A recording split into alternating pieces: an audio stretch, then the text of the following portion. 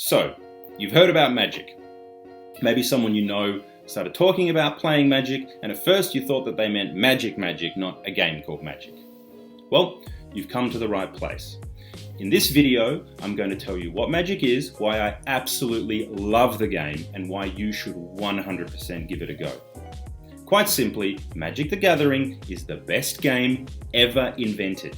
If you're the type of person that has any interest whatsoever in board games, cards, multiplayer games, strategy, fantasy adventure, you have to at least give Magic a go. Think of the best computer game you've ever played, now combine it with the best board game, throw in your favourite fantasy adventure novel for good measure, and now imagine enjoying it all with your best friends. That's Magic the Gathering. I got into Magic because I didn't really like team sports at school. Well, actually I was terrible at team sports. And reading a book just didn't seem to cut it. It wasn't engaging enough, or I just didn't like to do it during the day. Anyway, I was the kid that used to try to make up their own board games and draw monsters and teeth with dripping blood. Anyway, when I found Magic, I realized I didn't need to waste my time. It had already all been done, and way better than I could ever hope to. And honestly, once I saw the cards, I was hooked. So how does it work? Basically, you get a 60 card deck together, and then you try to win a game of Magic against your opponent. Sounds simple, right?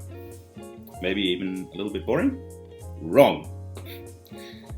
What's so amazing is that you get to decide what goes in your deck, what the deck is all about, how it works, how it hurts or hinders your opponent, or how it helps or gives you advantages.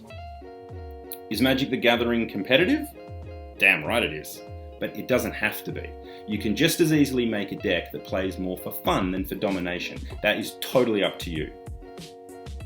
So what makes Magic the Gathering the best game ever invented? It's the fact that Magic is really 3 or 4 games in one. You got the game itself, playing against one or more of your friends to win. Then there's the deck building, deciding what cards go into your deck. If you like thinking about a strategy and then seeing if you can pull it off, you're going to get a heck of a lot out of this side of Magic. Actually, I find deck building quite meditative. It's an amazing way to relax if you've got a busy mind. And then there's the mystery and surprise of buying the cards in the first place. You see, to get the cards that you need for your 60 card deck, you're going to need to buy some card packs, and you never quite know what's inside. You could very well buy a pack for a few dollars and find a very rare and powerful card worth serious money. And that brings us to the last amazing aspect of Magic.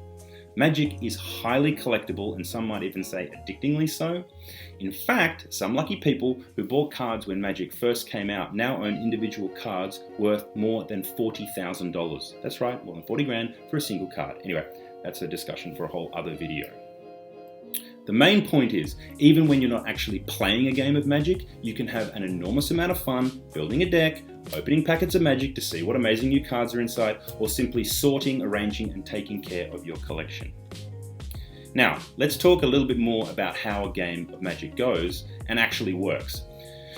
A game of Magic is you against one or more people who each have a deck that they've built that you don't know anything about. You obviously know exactly what cards are in your deck and what your deck is supposed to do, but you have no idea what's in your opponent's deck.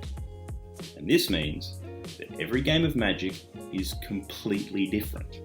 Each player starts with 7 cards in hand, and then each turn you draw a new card. And the idea is to cast the most effective spells at the right time so you do damage to your opponent, protect your own life total, prevent your opponent from casting the spells they want, and limit the threat posed by creatures that they have on the battlefield.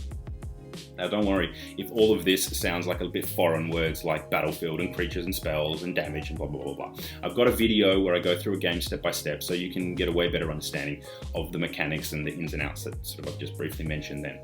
But seriously, it's super simple to pick up, and actually the game teaches you how to play as you play the game. You see, every card tells you exactly what it does, so it's incredibly intuitive. A game of Magic starts slowly at first with players only able to cast modest spells, but by about turn 3 things get really intense and you start to do some serious damage, and your opponent can cause you an awful lot of trouble.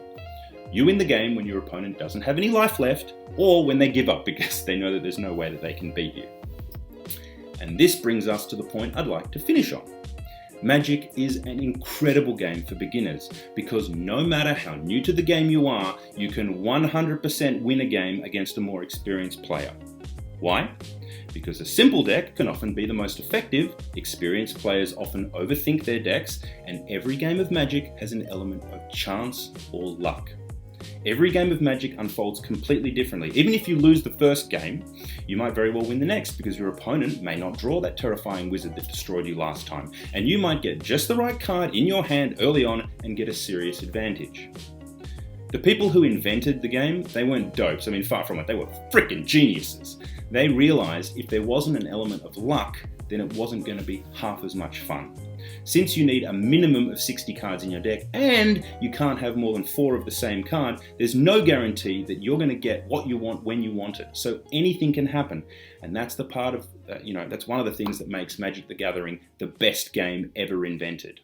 Thanks very much. If you enjoyed this video, like and subscribe for more content, and please share this video with a friend. The most important thing is to get as many people as possible interested in Magic the Gathering.